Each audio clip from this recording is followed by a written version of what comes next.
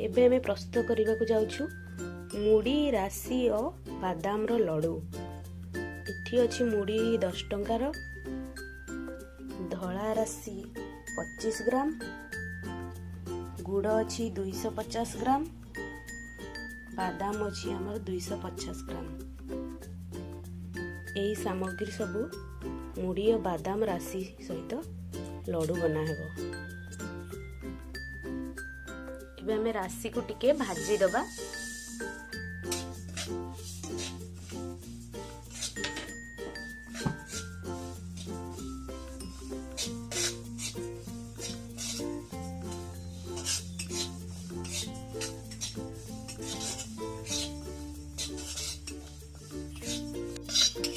राशि हमर भाजी हे गलानी।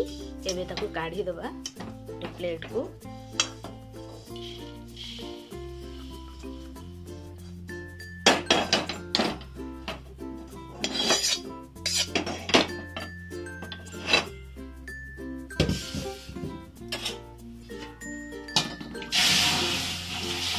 लड्डू प्रस्तुत करने तसला बसैबा।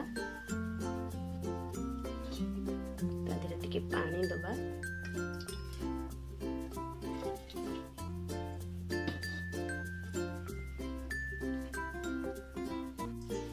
पानी हमर फुटी आसिलानी। एबे सेतिरे गुड़ को पकेइबा।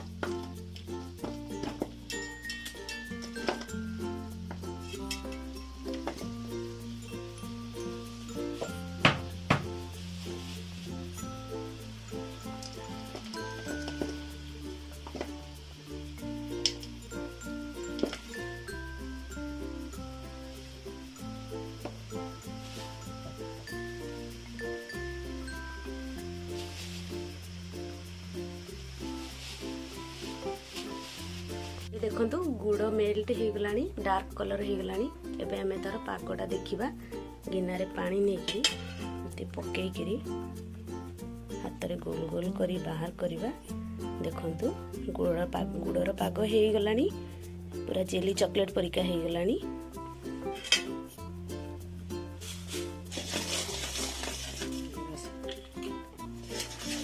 एबे तार राशि को पकाइबा।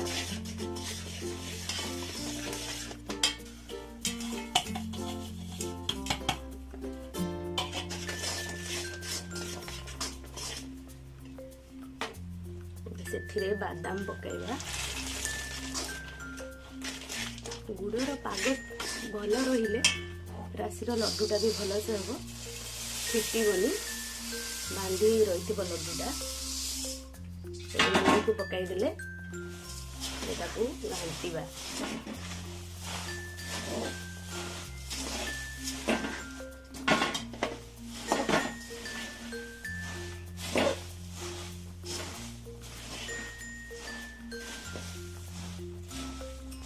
एबे गुड़ मुड़ी बादाम राशि सब मिक्स हो गला। घांटीवा सरीगला। ताको कुल्ला को काढ़ी देबो।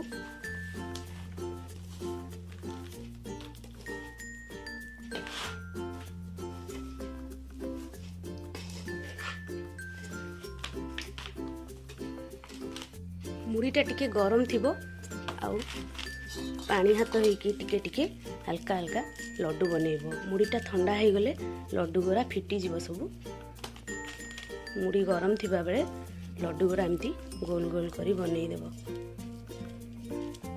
एबे हमर प्रस्तुत हो गला मुड़ी बादाम राशि रो लड्डू। देखंतु लड्डू गोरा केते सुंदर सुंदर बांधी हो जाइछि। जदि मुड़ी आ गुड़र पागटा ठंडा हो जिवो ताले लड्डूटा भल से बांधी हेबो नै। देखंतु मुड़ी आ गुड़ पाग गरम थिला आम लड्डूटा बनईचु। लड्डूटा केते सुंदर बांधी हो जाइछि।